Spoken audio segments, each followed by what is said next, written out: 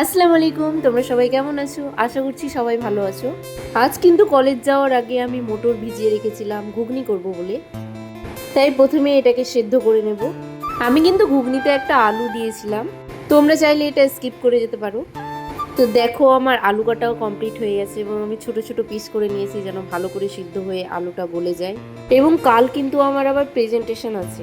তোমাদের আগে বলি আমাদের প্রেজেন্টেশনের জন্য কি কি রেডি করতে হয়। চার্ট পোস্টার, পিপিটি, তারপর নিজে তো রেডি হয়ে যেতেই হয়।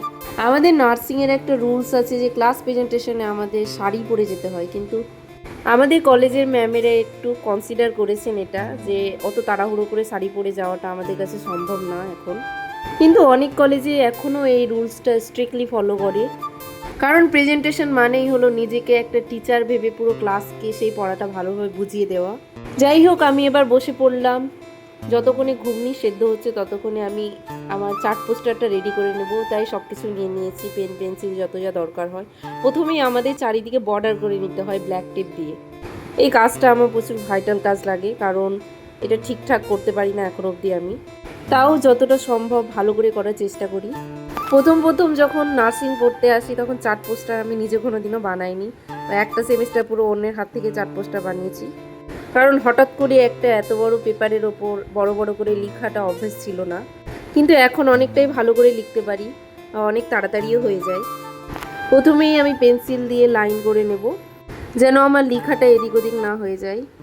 আগে আমার সঙ্গে এরমও হয়েছে যে পেন্সিল দিয়ে আর স্কেল দিয়ে দাগ টানার পরও লেখা একদিক থেকে আরেক দিক চলে গিয়েছে। যাই হোক, এখন সেটা অনেকটাই ইমপ্রুভ হয়ে গেছে লিখে লিখে। তো দেখতেই পাচ্ছ আমার হেডিং রেডি হয়ে গেছে। তারপর আমি এক এক করে পয়েন্ট করে করে পুরো চার্ট পোস্টারটা রেডি করে নেব। চার্ট পোস্টার রেডি করাটাও একটা বিশাল ব্যাপার, মানে যারা কোনোদিন করেনি তাদের কাছে, যেমন আমি। তো দেখতেই পাচ্ছ আমার চার্ট পোস্টারটা সুন্দরভাবে রেডি হয়ে গেছে এবং আমার ঘুগনিটাও সেদ্ধ হয়ে গেছে। দেখো কত সুন্দরভাবে সেদ্ধ হয়ে গেছে ঘুগনিটা।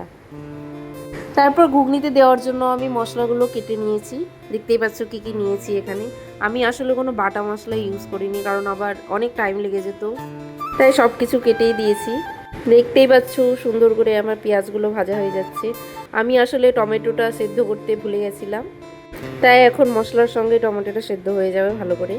আমার কিন্তু দুটো কাজই একসঙ্গে হয়ে গেছে, ঘুগনি সেদ্ধ করা এবং চাট পোস্টার রেডি করাও হয়ে গেছে। তারপর এক এক করে গুঁড়ো মশলা দিয়ে দেবো, ধনে গুঁড়ো, জিরে গুঁড়ো, যেরকম যে খাই সেরকমই। আমার কিন্তু এত মশলা দিয়েও হয়নি, আবার আমি ঘুগনিতে আরও অনেক কিছু অ্যাড করেছিলাম, যদিও অনেক কিছু ছিল না আমার কাছে, যেমন গাজর, শসা এগুলো ছিল না। পেঁয়াজ, লঙ্কা, লেবু, বিট লবণ দিয়ে ভালো করে মাখিয়ে নেব। ফাইনালি আমার ঘুগনি রেডি হয়ে গেছে।